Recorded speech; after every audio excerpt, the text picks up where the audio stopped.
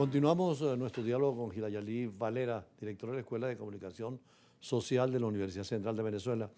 Decíamos que en todo el mundo, como una especie de poder frente al poder, de hecho lo llaman el cuarto poder, es la ética, los valores tan importantes y esa neutralidad y objetividad que tiene que tener el periodista.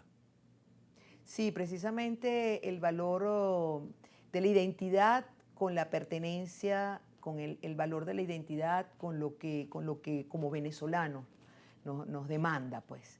Eso primero como constructores de ciudadanía, importantísimo, tenemos esa responsabilidad, ¿verdad? Tenemos ese compromiso. Y justamente determinar con inquietud también, incluso en momentos hasta con cierta incertidumbre hacia dónde debemos apuntar en la búsqueda de información, hasta hacia dónde debemos nosotros llegar, hasta dónde podemos nosotros alcanzar esa información, y cuáles son esas fuentes creíbles, porque hay que ser justamente responsable de cuáles son esas fuentes de primera mano, qué credibilidad tienen para a su vez ser creíble la información que se está transmitiendo, Particularmente hoy en día que están las grandes casas editoras y sobre todo productoras de noticias a nivel internacional, manejan con criterio ideológico la información. De allí que una universidad tiene que crear ese criterio de tener un sentido de análisis profundo y ver la fuente, como usted dice, ¿no? Claro, y justamente allí es donde está el compromiso del comunicador, porque Sí. llega un momento que de pronto ya no hay un compromiso con esa identidad en la que no te identificas con la política editorial. Entonces, bueno, eso tiene que estar claro, eso tiene que tenerlo uno claro.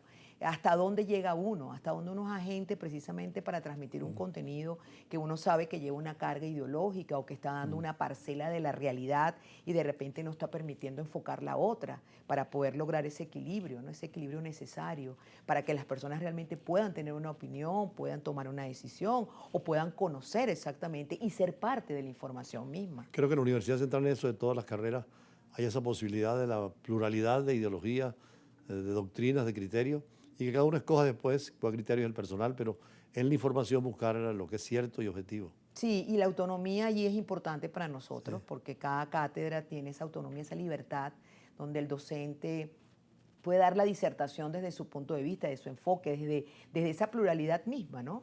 Y es válido, es posible, es necesario, de hecho, es necesario. Usted me decía que, por ejemplo, podrían hacerse alianzas. En el campo nuestro, yo sé que varios diplomáticos estarían dispuestos a trabajar en el periodismo internacional. Hoy en día todo se ha internacionalizado y cualquier conflicto, cualquier guerra, cualquier desarrollo económico, social, hay que interpretarlo y, más allá de las fuentes, conocer las bases fundamentales. Así que yo creo que se puede hacer alguna alianza para un Seguro, periodismo internacional. seguro, seguro que sí. Bienvenida a esa iniciativa. Mire, porque precisamente lo que usted dice, esto de los medios, ¿no? Los medios avasallantes, por ejemplo, cuando teníamos los medios exclusivamente los masivos, bueno, era una información que salía en el tiempo que se tomaba el registro, se editaba, se transmitía la noticia, pero ahora tenemos la inmediatez de los medios sociales. Bueno, y esa inmediatez, pues, por supuesto que atenta pues con la calidad de la información, con la calidad de la investigación. De repente nos vamos quedando cortos, o sea, un poco ese rol del comunicador, del periodista en lo que es la construcción de la historia misma, ¿no? Porque la documentación te va dando cómo se construye esa historia e insumo para los que luego la relatan, para luego los que la reportan, los que la escriben. Y de alguna manera es necesario que el comunicador, que ese periodista tenga el tiempo para investigar, tenga el tiempo y la posibilidad de hacer ese análisis sensato, ¿no? Y ese punto suyo es muy importante porque realmente la historia no es más que recoger los acontecimientos, pero el periodismo es el que diariamente está narrando esa historia y en forma directa y después uno indirectamente reconstruye todo el relato histórico. Y documenta. Claro que está Es bien importante importante. la documentación, sí. Por eso uno diría, bueno, por ejemplo, hoy que estamos cumpliendo los 106 años del cese de la Primera Guerra Mundial, ¿cuántos documentos quedaron allí? Desde canciones, películas, poesía, panfletos, y eso fue parte de los insumos que los periodistas fueron recogiendo y quedó como Inclusive un hecho. le sugiero alguna tesis de grado de un venezolano que trabajó, que luchó en la Primera Guerra Mundial, Rafael Nogales Méndez, fue alto general del ejército turco y es un héroe en Turquía porque combatió contra Rusia en la frontera y lo mandaron después a Jerusalén en la época de Lawrence de Arabia. Y es un respeto inmenso, pero Lo poco que sabemos es lo que la prensa de ese tiempo nos decía de él. Pero son investigaciones que hay que hacer en esa historia que hay que contarla con realismo, pero también con veracidad. Muy bien, y de alguna manera estos documentos que usted dice, si es una tesis de grado, es el aporte que deja también la tesis de grado, las tesis como antecedentes, la tesis como aportes e insumos para otras investigaciones, ¿no? Y por eso en la universidad se mantiene la tesis como un requisito para graduarse. Dentro de esta celebración que ustedes tienen de la Escuela de Periodismo y Comunicación Social, ¿qué eventos pueden venir ahora? Bueno, vamos a celebrar este año con el lema, de hecho ya lo iniciamos, Voces que Inspiran.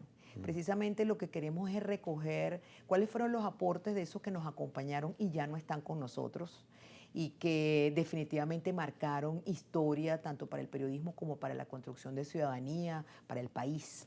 Y esto queremos hacerlo el año completo. Mire, es tan importante que usted dice que en estos días yo estuve involucrado en la comisión de reclamo del Esequibo en la Corte Internacional de Justicia.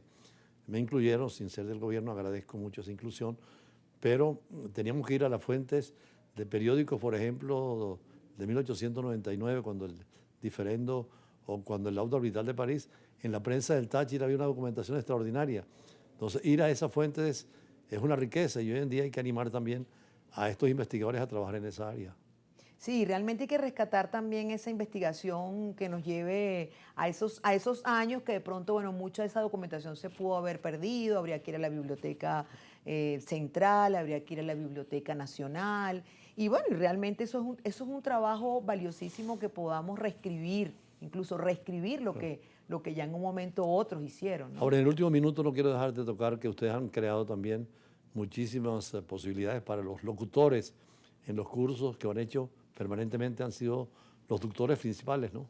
Bueno, tenemos ya 28 años formando locutores, certificando locutores y justamente con una formación teórica y práctica, porque no queremos solamente que el locutor se prepare en la práctica de manera operativa, sino que realmente tenga una información porque es un comunicador, un locutor entendido como ese agente también de cambio, ese agente que transmite un contenido, tiene que conocer una audiencia, tiene que saber cómo direccionar un mensaje, qué mensaje le interesa a esa audiencia, qué medios utilizar. No solamente el uso de la radio, por ejemplo, como en un tiempo fue la característica del enfoque que tuvo el curso. Ahora tenemos que verlo multimedialmente, ¿no? Y además tenemos que saber que la gente quiere participar, que los consumidores ya son prosumidores, cómo ellos interactúan, cómo ellos aportan, cómo ellos se incorporan también en las historias y son parte de la historia misma. Entonces, bueno, los locutores, así como los comunicadores, tienen que trabajar para la gente y por la gente, porque las historias vienen de allí. Claro. Entonces, bueno, muchísimas gracias.